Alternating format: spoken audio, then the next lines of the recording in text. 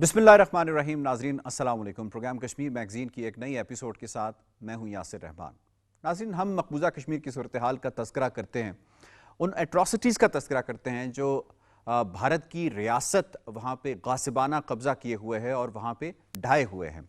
और आए दिन हम देखते हैं कि कश्मीरी नौजवान जो हैं उनको शहीद कर दिया जाता है, उनकी कस्टोडियल किलिंग्स होती हैं, इसी तरीके से उनको पहले जो है वो अगवा कर लिया जाता है और बाद में फिर उनकी लाशें बरामद होती हैं। और अब तो ये वतीरा भी हो गया है कि उनके जसद खाकी जो हैं वो भी उनके घर वालों को लौटाए नहीं जाते।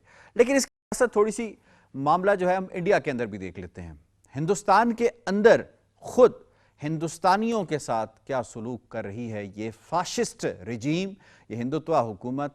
ये आपने देखा होगा कुछ अर्सा पहले एक किसान मूवमेंट शुरू हुई, पंजाब से इसकी शुरुआत हुई। इनके ऊपर बड़े इल्ज़ामात लगाए गए, ये देशद्रोही हैं, ये गद्दार हैं, और उसके ऊपर इनका पूरा जो सोशल मीडिया है, गोदी मीडिया है, वो यकज़बान होकर इसके ऊपर लगा रहा कि जो पंजाब के लोग हैं वो इस तरह के हैं। अब ये मामला सिर्फ पंजाब तक महदूद नहीं है। किसानों का क्या मामला है? किसानों का मामला ये है कि कुछ मुतनाज़ा बिल्स जो हैं वो पार्लियामेंट से, क्योंकि इनके नंबर्स हैं बीजेपी के, इन्होंने पास करवा लिए और ओवरनाइट पास करवा लिए, विदाउट डिस्कशन पास करवा लिए। उन बिल्स के ऊपर किसानों को बहुत ज़्यादा एहतजाज उन्होंने रिकॉर्ड कराया, क्योंकि ये कॉर्पोरेट सेक्टर जो है जिसमें बात की जा रही है कि जो बड़े बड़े वो कॉर्पोरेट इदारे जिन्होंने मोदी को वोट में, मोदी को इलेक्शंस के अंदर बिलियंस ऑफ रुपीस की मदद फराहम की, उनको ऑब्लाइज करने के लिए ये सारा सेटअप रचाया गया और ऐसे बिल्स मुतारिफ करवाए गए जिससे किसानों की जो सूरत हाल है वो मज़ीद गंभीर होगी। उनकी support price, minimum support price को ख़त्म किया गया और उसके साथ साथ फिर ये भी कहा गया कि पैरेलल मंडी का निज़ाम जो है वो लाया जाएगा, इसे फ्री कर दिया जाएगा और किसान जो है अपने ऊपर अपने ओन पे होंगे, जैसे कि बाकी इन्होंने रियासतों में भी करके देखा। तो बहुत ज़्यादा एहतजाज हुआ। कुछ दिन पहले हमने ये देखा कि हरियाणा के अंदर कुछ किसान जो है वो बाहर निकले, उन्होंने एहतजाज रिकॉर्ड करने की, जो हर एक जमहूरी माशरे में जमहूरी हक होता है, उन्होंने रिकॉर्ड कराने की कोशिश की। मैजिस्ट्रेट जिसकी आवाज़ जो है, जिसकी जो विजुअल है, वो पूरी दुनिया ने देखा कि उसने अलुल ऐलान ये बात की, यानी एक सरकारी मुलाजिम इस हद तक दलेर हो गया कि उसने कहा कि मेरे पास कोई भी शख्स अगर पहुंचता है तो उसका सर फटा हुआ आना चाहिए, वैसे नहीं, आपको खुली इजाज़त है, जैसे आप चाहें मारें, इनको रोकें और उठा उठा के इनको बाहर फेंकें। ये ऑडियो जो है वो लीक हुई और उसके बाद फिर जो विजुअल जो है पूरी दुनिया में ये वायरल हुआ। इसके ऊपर काफ़ी आवाज़ें उठाई जाती रही। अब यह सवाल ये पैदा होता है, इंडिया का इंटरनल मामला है, हमारा इससे कोई लेना देना नहीं है, लेकिन मामला ये है कि जो ह्यूमन राइट्स की वायलेशंस का तस्करा कश्मीरी मकबूजा कश्मीर में इतने अरसे से उठा रहे हैं, उसकी आवाज़ उठा रहे हैं, अब वो हिंदुस्तान के अंदर हमें रेप्लिकेट होता हुआ नजर आ रहा है। और ना सिर्फ माइनॉरिटीज़ के साथ, ना सिर्फ बाकी जो एथनिसिटीज़ हैं उनके साथ, बल्कि अब तो ये नहीं, इन्होंने कैटेगराइज कर दिया है कि जो फार्मर्स हैं या जो वो लोग जो उनकी बात नहीं सुनते उनको कर्व किया जाए, उन्हें फोर्स का इस्तेमाल किया। इस पे बात करेंगे। आज हमें बड़े प्रोमिनेंट गेस्ट ने ज्वाइन किया है। आज हमें ज्वाइन किया है air vice marshal retired Ejaz Malik साहब ने, आपको बहुत बहुत शुक्रिया, डिफेंस एनालिस्ट हैं। और हमें आज ज्वाइन किया है सैयद यूसुफ नसीम साहब ने, वेटरन हुर्रियत रहनुमा है, आपका बहुत बहुत शुक्रिया, आपने ज्वाइन किया। To start with air marshal साहब, ऐसे लोगों को कंट्रोल किया जाता है जो कहते हैं कि हम दुनिया की नंबर्स में सबसे बड़ी डेमोक्रेसी हैं, वहाँ पे ऐसे लोगों को कंट्रोल किया जाता है? देखिए जी, जिस तरह आपने अपने इंट्रो में पूरे सब्जेक्ट को बड़े अच्छे तरीके से समराइज़ किया, ये सबसे पहले तो इससे हमें जो मौजूदा उनकी फाशिस्ट क़यादत है हिंदुस्तान की, उसका असल चेहरा नज़र आता है कि वो किस तरीके से वो अपनी जो है गवर्नेंस को लेके चल रहे हैं अपने लोगों के साथ। फिर दूसरी बात ये है कि हमें ये देखना है कि अगरचे ये बज़ाहिर उनका एक डोमेस्टिक इशू है, हमारे लिए इसकी क्या अहमियत है और हम इसको क्यों डिस्कस कर रहे हैं।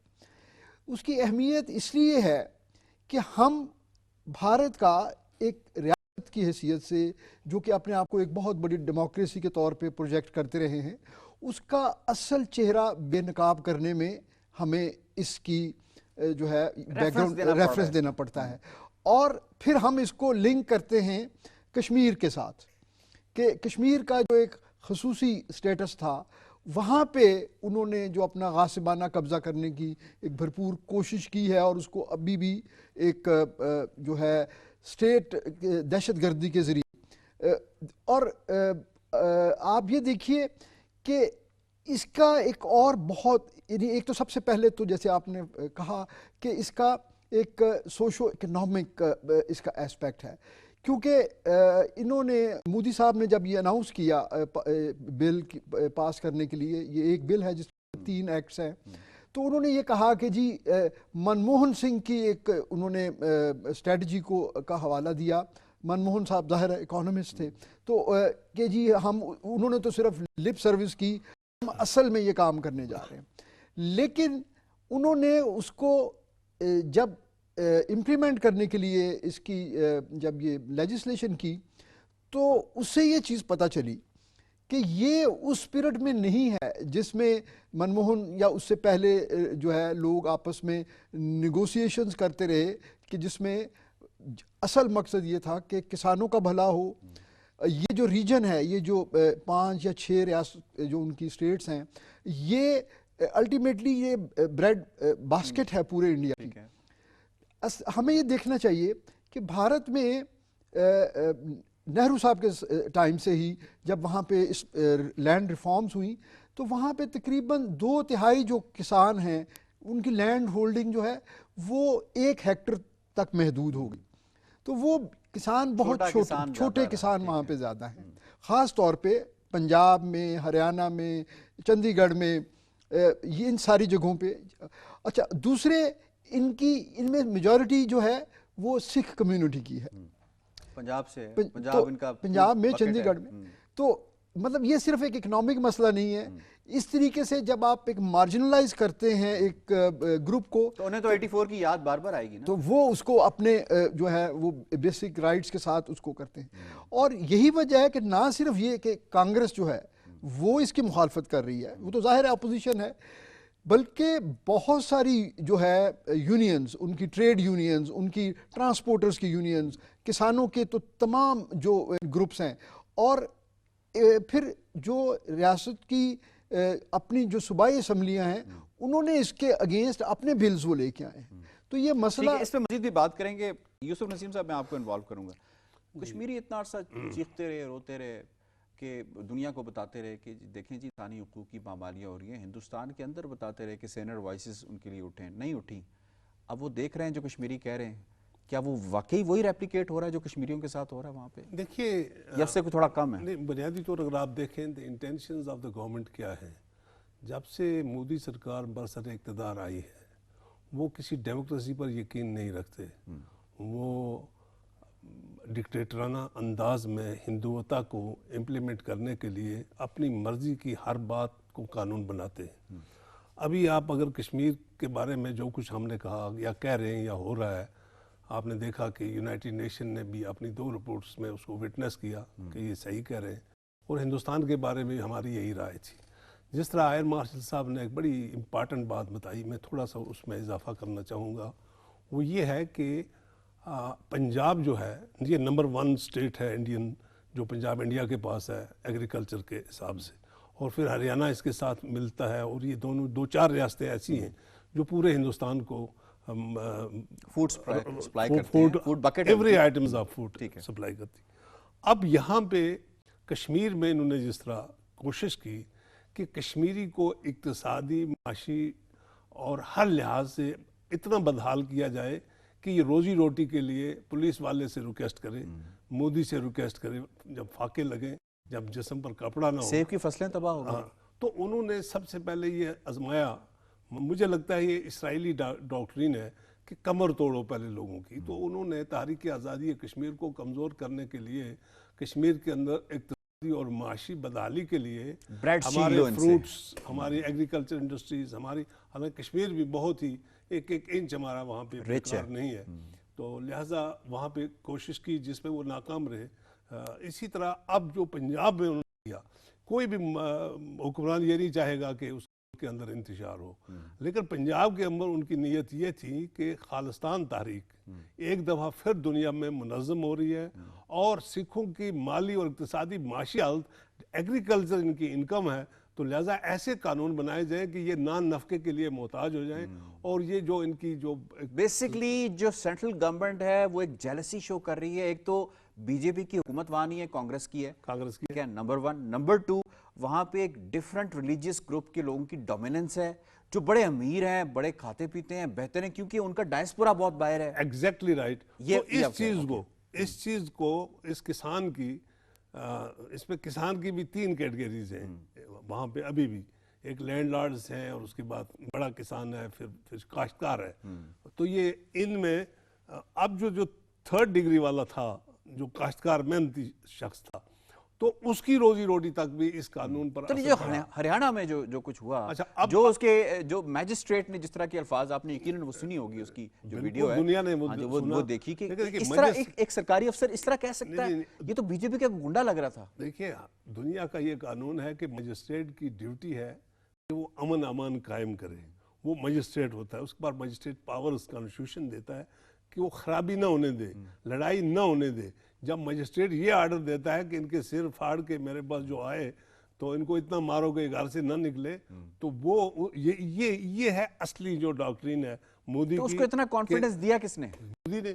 اس کو پتا ہے مجھے کوئی ٹرانسفر نہیں ہوگی، میں نے کسی کو، بلکہ مجھے شاباش ملے گی کہ آپ نے ان کو کریش کیا، مارا. تو یہ جس طرح ایگزیکٹلی اس طرح تو نہیں ہے جس طرح وہ ایک جیپ کے آگے ایک نوجوان کو باندھ کر ہیومن شیلڈ کے طور پہ جو میجر گگوئی ہے اس نے استعمال کیا. ایگزیکٹلی مجھے نام یاد ہے اس کا. جی کوئی نہیں. یہ سائیکولوجیکلی یہ دیکھیے، یہ آپ فیئر مانگرنگ، جب بھی آپ کسی پاپولر موومنٹ کو دبانا چاہیں تو وہ جتنا آپ اس کو دبائیں گے وہ اتنا ابھرتی ہے. لیکن ہندوستان نے جس طرح کشمیر کے اندر یہ تمام ایکسرسائز کی، اور اب مجھے یقین سے میں آپ سے کہتا ہوں، آج نہیں تو کل آپ دیکھیں گے پنجاب میں بھی، اور پھر اس کے علاوہ ہریانہ میں بھی میجارٹی ہے، ناگالینڈ میں، آگے پیچھے جو معاملات جتنی بھی تاریخیں ہیں، ان کو مودی کی غلط پالیسیاں اب یاری کر رہی ہیں مضبوط. میں آج کی آپ کو بات بتاؤں. آج کشمیر کے جو اس وقت کی ہماری قیادت ہے، ان میں سے نمبر 1 سعید علی شاہ گیلانی صاحب کی وفات ہوئی ہے، جو عالم اسلام کے لیے مطلب دکھ کی بات ہے. پاکستان میں تو ہے ہی، اور گیلانی صاحب کی عظمت کو کون نہیں جانتا.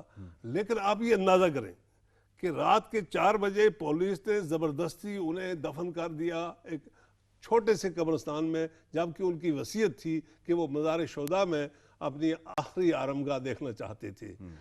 چند ایک رشتہ داروں کو وہاں جانے دیا. اب مجھے یہ بتائیں کہ کشمیر کی آبادی، آپ کی 1.25 کروڑ آبادی ہے انڈین آکوپائیڈ کشمیر میں، جن کو جنازے میں نہیں جانے دیا گیا.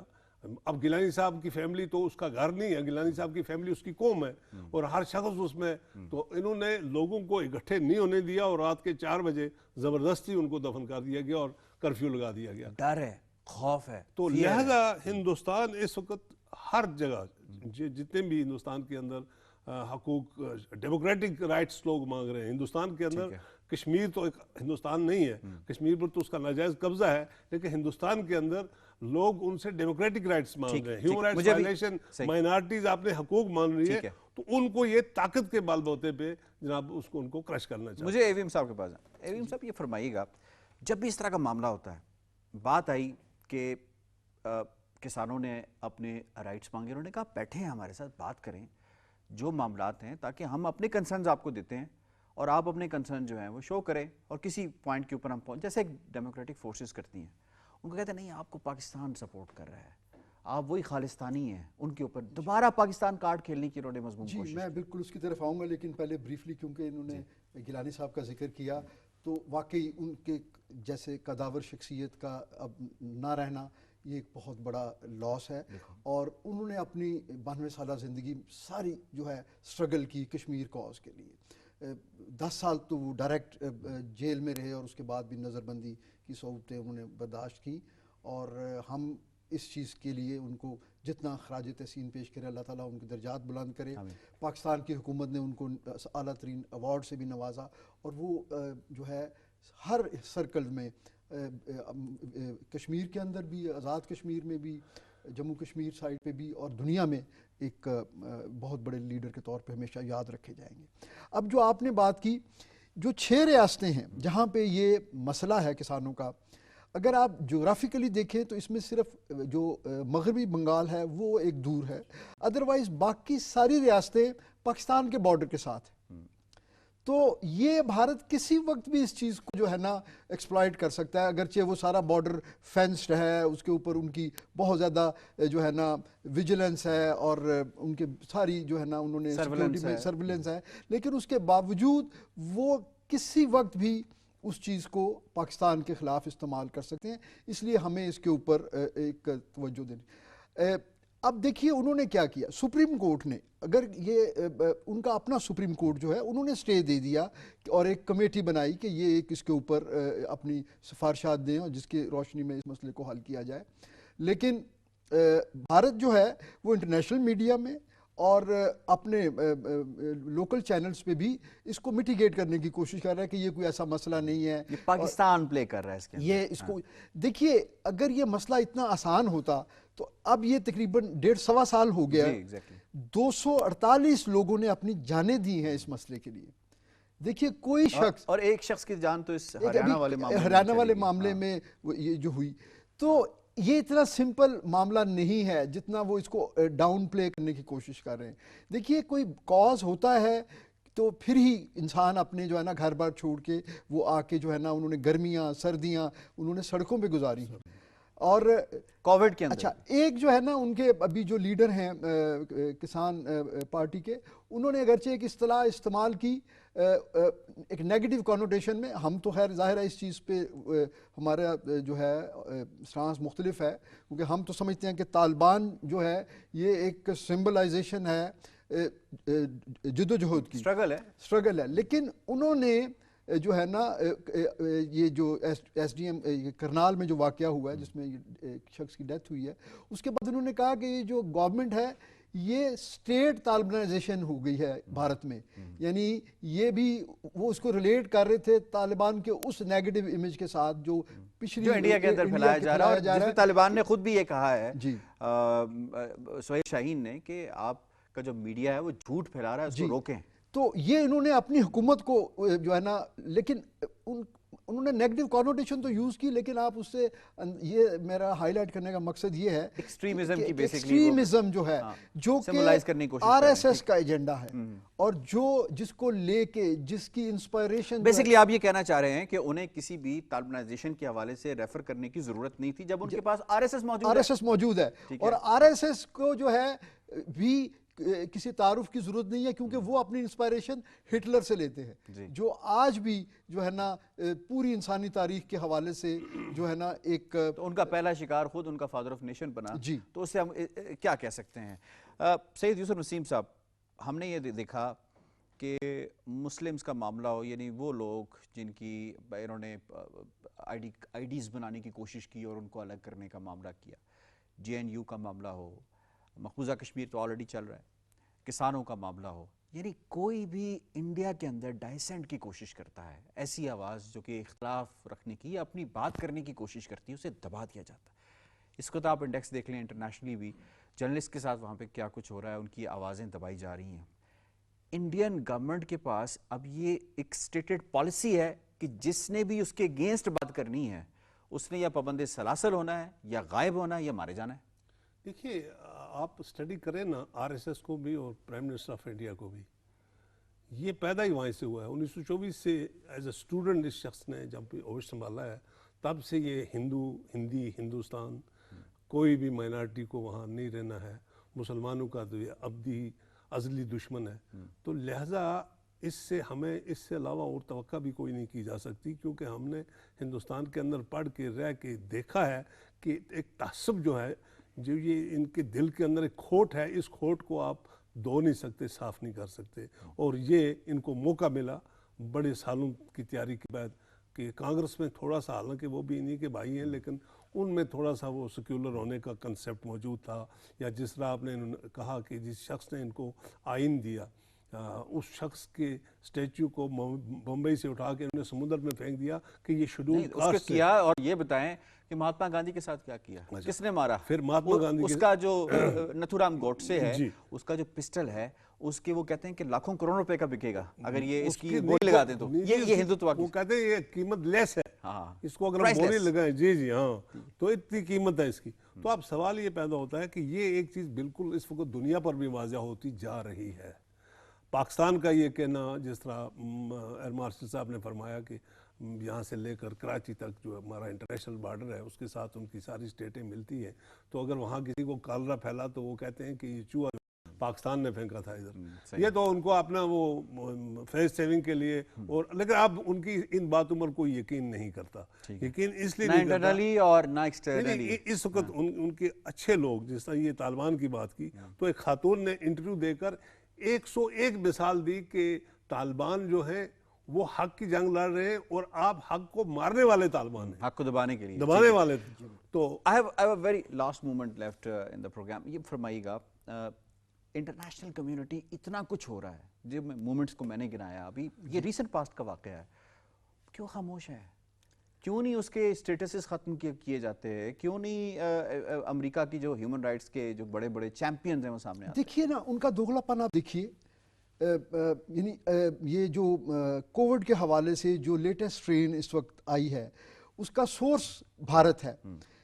برطانیہ نے صرف کوئی 2 ہفتے کے لیے بھارت کو ریڈ لسٹ میں رکھا اور اس کے بعد سے پاکستان ابھی تک چل رہا ہے، حالانکہ یہاں پہ کمپلائنس اور یہاں کے سارے انڈیکیٹرز جو ہیں. تو یہ ان کا دوغلا پن ہے، کیونکہ even prime minister of Pakistan کو ورلڈ اکنامک فورم میں کووڈ کی بہترین پالیسیز کی وجہ سے انہیں بلایا گیا، اپریشیٹ کیا گیا. وجہ یہ ہے کہ بھارت کے ساتھ پوری دنیا کے جو بڑی جو ہے نا انفلوئنس رکھنے والی پاورز ہیں یا ملٹی نیشنلز ہیں، معاشی مفاد وابستہ ہیں.